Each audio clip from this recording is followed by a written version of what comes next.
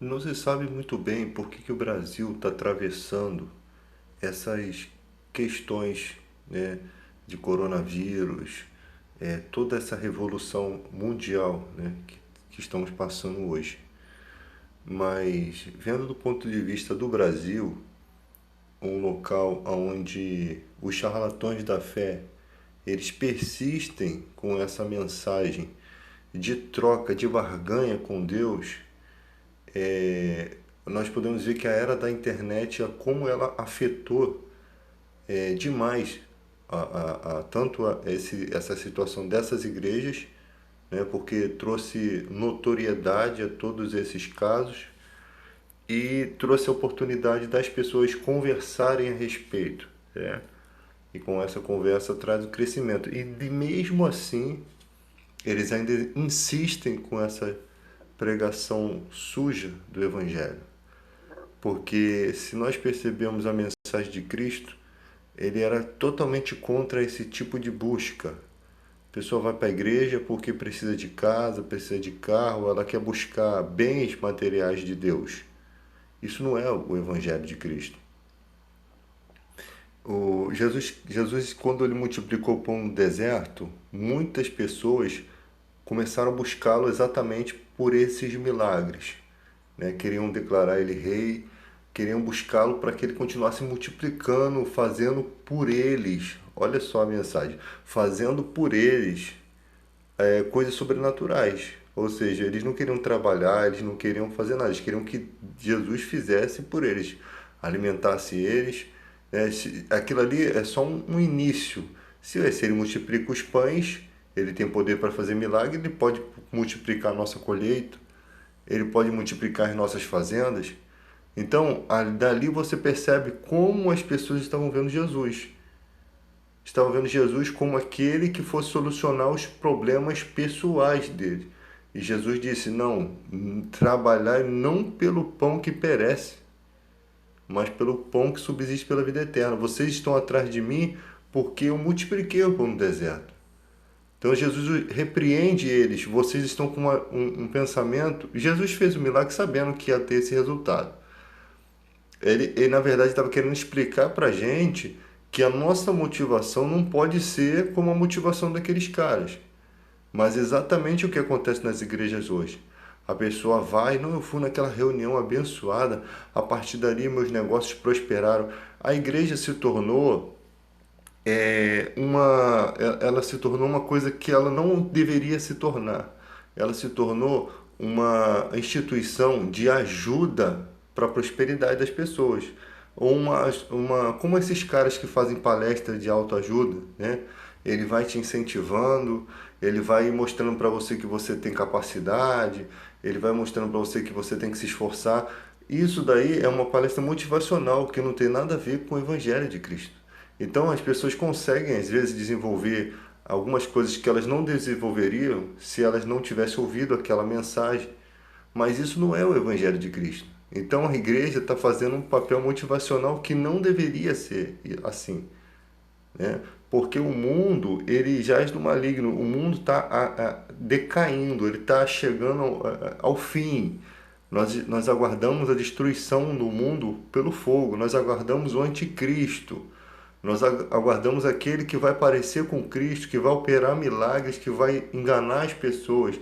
Então nós não podemos ficar presos a uma pregação fajuta, né? A gente não pode ficar preso a uma mensagem que não modifica o caráter pessoal, porque a hora que começar a vir o anticristo e começar as pessoas perderem suas propriedades, perderem tudo que tiver, ou vão aceitar a marca da besta como símbolo de adoração, vão adorar a besta, ou vão ter que se sujeitar a perder tudo. Então como é que você vai aceitar perder tudo aquilo que Deus deu para você, como você achou que Deus deu, mas foi você mesmo com a sua motivação que conquistou, né? Como você vai aceitar perder tudo? Aí você vai fazer igual a mulher de Ló, você vai olhar para trás. Você vai sentir falta das coisas. Então, o evangelho, ele não te prende às coisas superficiais desse mundo. Ele não pode te prender, né? Porque se esse evangelho de hoje pregado fosse o verdadeiro, O evangelho na época de Paulo teria que ser o verdadeiro, teria que ser o falso, porque na época de Paulo os cristãos estavam sendo entregues. Ele diz, nós até o momento somos espetáculos a homens e a anjos. Eles estavam sendo lançados na cova dos leões, eles estavam sendo lançados lá entre os gladiadores, entre os leões lá para ser destruído, enquanto o público ficava ali vendo aquilo com alegria e os anjos também vendo aquela situação de tristeza, sem poder socorrer, sem poder se envolver. Então ele fala, nós somos espetáculos a anjos e a homens, ou seja, os anjos estão nos assistindo no nosso sofrimento, né? E por isso, isso vai fazendo, quando você entra no reino de Deus, os anjos sabem vão saber quem você foi na terra, o que você passou, e eles sabem que você é uma propriedade particular de Deus. Então, ele vê ao mesmo tempo Deus permitindo o sofrimento na sua vida e, e amanhã, quando você retomar a sua vida celestial, você vai ter uma coroa da vida e toda essa bagagem não vai ser esquecida, não. Tudo isso daí vai ser aquilo que é parte da sua vida, da sua, né, da sua história, daquilo que você viveu para chegar a ter a coroa da vida. Não que todo mundo precise passar por aquilo, mas naquela época eles estavam propícios a passar por essa situação. Então, cadê o evangelho de hoje sendo pregado naquela época, se o evangelho tem que ser o mesmo? Ele não modifica. Então, o evangelho que a gente tem não é um evangelho que vai te proteger de todos os problemas da vida, de todas as circunstâncias que você, sabe, são promessas vazias que as igrejas fazem. O cara chega, ó, vai para a igreja que vai dar tudo certo, aí dá tudo errado. Por que dá tudo errado? Porque na parábola do semeador diz que o Satanás persegue a palavra.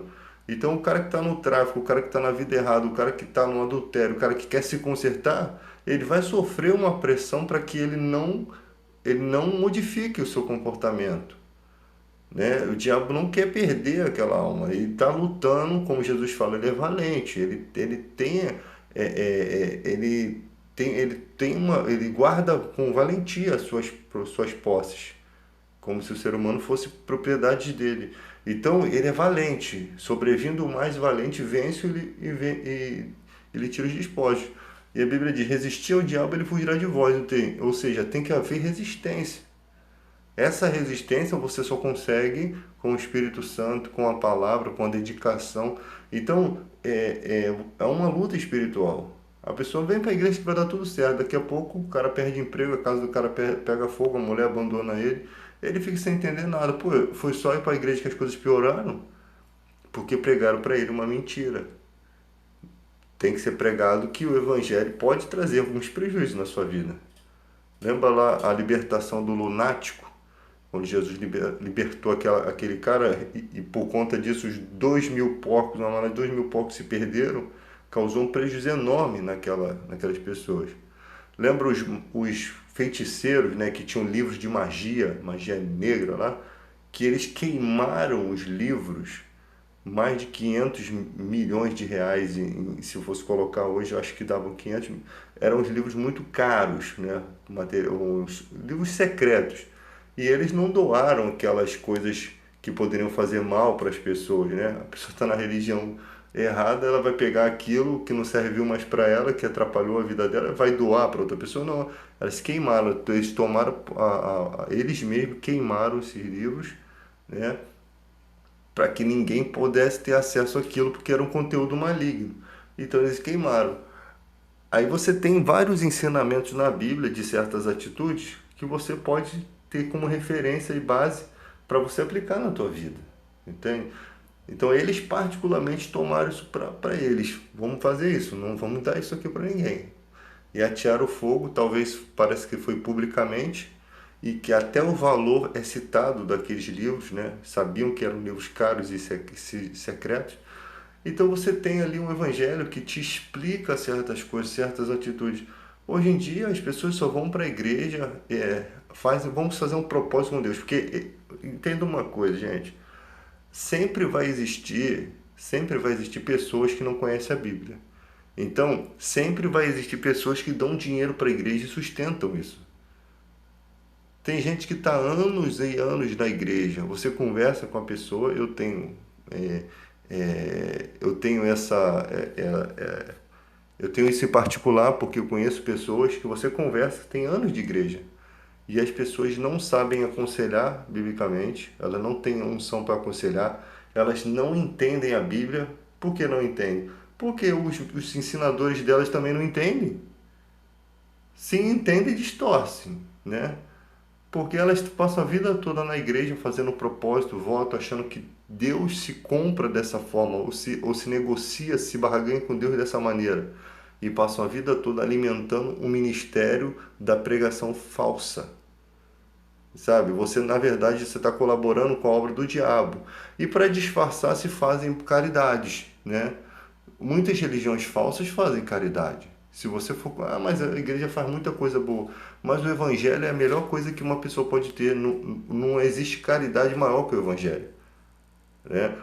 O evangelho te torna uma pessoa de amor ao próximo, uma pessoa que vai fazer o bem ao próximo, de qualquer forma, né? Às vezes você não dá um alimento, mas você auxilia em alguma coisa, você está sempre alerta para ajudar as pessoas. Então o evangelho, ele te melhora em todos os aspectos, né? E a comida simplesmente só vai saciar a fome. Não que não se deva fazer, ajudar as pessoas, mas aquilo não vai mudar a realidade das pessoas. O que muda a realidade é o evangelho. O mendigo vai ficar a vida toda recebendo comida ali. Tem gente que é louca, já está perturbada a cabeça, mas tem gente que vive ali e nem sabe por que está ali. Até o dia que o evangelho surge, desperta no coração daquela pessoa, e aquela pessoa começa a ter consciência: o que eu estou fazendo aqui? Eu poderia estar fazendo isso, poderia estar fazendo aquilo. Ela começa a despertar para uma realidade que o alimento físico não faria isso por ela, porque ela começa a ser liberta pelo Espírito Santo. Então essa libertação vai fazer com que ela tenha o quê? Uma nova vida. Ela está ali deitada no meio do trapo, talvez com uma pressão espiritual sobre a vida dela, né, que ela não entende, uma pressão psicológica, e num estalar de dedo ela se liberta e começa a ter uma vida completamente diferente da que ela tinha. Ela não sabia, mas ela tinha uns espíritos malignos sobre aquela vida, fazendo ela ficar daquela forma. Entendeu? Desiludida, porque quem é que tem prejuízo de vida? A vida vai passando, o cara não conquista nada, não tem casa, as pessoas vão conquistando, vão tendo família e ela vai ficando ali no esquecimento. Ela continua na rua, ela continua sendo a mesma pessoa de sempre e ela não enjoa daquilo, né? Vai se conformando. Só pode ser uma opressão maligna sobre aquela vida, ou problema psicológico ou opressão maligna. E o evangelho consegue o que? Modificar isso. Aí modifica, aí aquela pessoa não tem condições financeiras de mudar a vida dela. Mas a partir dali já é um primeiro passo, ela já começa de alguma forma a pensar: eu preciso mudar essa realidade. E aí ela começa a caminhar, começa a subir degraus, aí conquista alguma coisinha ali, já arruma um emprego, já se reintegra à sociedade e pronto. Tem família e ela não está mais na rua, não é mais aquela pessoa, e ela vê ainda as pessoas que estavam com ela no mesmo barco, que continuam seguindo aquela vida enquanto ela foi liberta. Então o evangelho tem muito mais poder, é muito mais importante do que a igreja servir como plataforma de caridade, né? Não que se não se deva fazer caridade. Eu até acho que a igreja não deveria esperar os governantes fazer as coisas. Elas deveriam começar a dar o exemplo. Você tem inúmeras igrejas de inúmeros tamanhos, de pisos de alta qualidade, igrejas que o seu movimento financeiro é tremendo, existe dinheiro em caixa, mas eles ficam poupando para uma situação que nunca vai acontecer, e aquele dinheiro fica lá, podendo estar tirando pessoas de área de risco, podendo fazer aquilo que o governo não faz. É uma igreja ativa, uma igreja de amor. As igrejas não pensam nisso. As igrejas, cada uma quer cuidar do seu cantinho, ficam satisfeitas exatamente com isso. Não, estou cuidando da igreja aqui, a igreja está de pé, vai ter culto hoje, a igreja está de pé, beleza. Mas às vezes a igreja tem dinheiro em caixa de sobra que poderia fazer além disso, né? E algumas igrejas até fazem, doam uma cadeira de roda, doam alguma coisa que vai auxiliar na vida de alguém, mas é uma coisa muito pouca para a quantidade de igrejas que nós temos no Brasil, pelo menos. Eles não fazem coisas tão consistentes. O cara está morando em área de risco. A família dele, a próxima chuva, não vai sobreviver. E às vezes a pessoa frequenta uma igreja, os irmãos sabem. Tem irmãos que têm condição financeira, mas não se reúne com outros. Fica aquela soberba, aquela arrogância, né? Não se reúne em prol de um bem comum. Qual é o bem comum? Observar a situação daquela pessoa, ela nem precisa saber. Mas quando já tiver os recursos, chegar para aquela pessoa, você quer sair dessa área, ou a gente vai arrumar um lugar e tirar aquela pessoa, mostrar para aquela pessoa que aonde ela vive, vai acontecer alguma tragédia na vida dela, e se ela quer alguma coisa diferente para a vida dela. Se ela não quiser, ninguém pode fazer nada por ela. Mas se ela quiser, a igreja tem que estar ali pronta para socorrer. E isso é uma aula de amor, porque você salvou vidas, você pensou, e isso é verdadeiramente o Evangelho de Cristo, que se preocupa, né? que realmente não mede esforços para fazer as coisas. Então, com as inúmeras igrejas que você tem, o que você tem no Brasil é pessoas na igreja que querem entrar para a política para se beneficiar dos valores, né? das verbas, e ali se corrompe, porque o objetivo dela não é nada de fazer, de testemunhar o evangelho, né? Chega lá, ela é crente, chega lá, vai apertando a mão de um, de outro, fazendo amizade com gente que nem sabe de onde, pessoas mais sujas. Eu não vou apertar a mão de qualquer pessoa, sabe? Mas vamos supor que você está lá pelos trâmites da vida, você vai lá e aperta. Isso não significa que você tem amizade com aquela pessoa, né? Se tirar uma foto com a pessoa, não significa que você concorda com o comportamento dela. Mas as pessoas se afiliam mesmo, os cristãos se afiliam mesmo a ponto de tem pastores sendo presos, né? Pastores liderando quadrilhas. Isso é um absurdo, cara. Você espera isso de qualquer pessoa, mas nunca de um pastor. Então, olha o escândalo, olha a vergonha. E não há nada encoberto que não seja publicado dos telhados. Isso está bem escrito na palavra. Deus, uma hora, vai manifestar o podre desses caras de uma forma que todo mundo vai ver. Só que ele fica achando que não, vai ficar escondido a vida toda ali. Eles acham que sempre vão estar escondidos. Não, vai ter uma hora que a luz vai vir e vai manifestar aquela podridão. As pessoas não conseguem ficar escondidas por muito tempo, né? Não conseguem. Daqui a pouco a luz vem e você tem várias surpresas, pessoas que você nunca imaginava que tinha feito isso ou aquilo, tá presa numa situação. E tem gente que já demonstra, né? Já demonstra que, que tem coisas erradas na vida. A pessoa não tem raciocínio lógico, a pessoa ela não tem temperança para falar, ela fala qualquer coisa, ela não pensa no que fala, ela tem atitudes grosseiras, ela, sabe, algumas pessoas você consegue captar que não batem bem do juízo, né? Aí você já até descobre em quem essas pessoas votou. Então, você consegue captar que aquela pessoa não é normal e tem alguma coisa de anormal na vida delas. Porque elas são pessoas que têm uma vida comum, né? Não são totalmente perturbadas, mas que em alguns aspectos delas demonstram com clareza que tem coisas escondidas ali. E o tempo acaba revelando todas essas mazelas, o porquê que aquela pessoa é tão perturbada. Então é assim que funciona a vida. Então nós vemos também esse canalzinho aqui de profecias que já se acostumou, né, a falar de profecias, mas eu vejo uma forçação de barra, cara. A profecia, o presidente vai levar 5 tiros, até hoje não aconteceu, mas eles estão esperando. Talvez depois do apocalipse aconteça, né? Porque, querem, eu fico besta, como os cristãos são tão bobões, porque tudo eles dão amém. E sabe o que é dar amém? Tudo eles dão um aval. Qualquer mensagem que vem, que Deus vai fazer, que Deus está fazendo, eles não examinam para saber se aquela informação ela tem alguma motivação pessoal, porque o cara no YouTube ganha dinheiro, gente. Então a motivação pessoal é uma coisa da natureza humana. Tem muita gente aí que mete as caras por um monte de coisa, não, mas esse cara é um abençoado, Deus o levantou. Não, ele está fazendo aquilo para benefício próprio. Ele tem uma intenção política, ele tem uma intenção. Se ele não tem uma intenção, ele tem um orgulho ali escondido para aquilo. Ele não faz aquilo de boa fé. Ele não faz aquilo com o objetivo certo. Então o cara vai ali, ele dedica tempo, esforço demasiado, abre mão de muitas coisas, porque ele está num objetivo. O objetivo dele não é levar a mensagem. Agora, quando você vê o cara com a vida estruturada, o cara que tem a sua profissão boa, ele não abre mão de sua profissão, e o cara fazendo uma coisa daquele tipo, uma coisa boa, como você tem aí pessoas que recolhem animais, né, na rua e tal. Aí você vê que realmente é uma obra verdadeira. Aí o tempo passa, o cara não quis saber de política, o cara sempre foi aquilo. O cara não, ele não pensou em si mesmo, né? Ele só pensou mesmo em fazer o bem. Mas a maioria você tem que entender que política é uma coisa que é complicado. O cara começa, ele vê uma oportunidade. O que é uma oportunidade? Algo que traz notoriedade.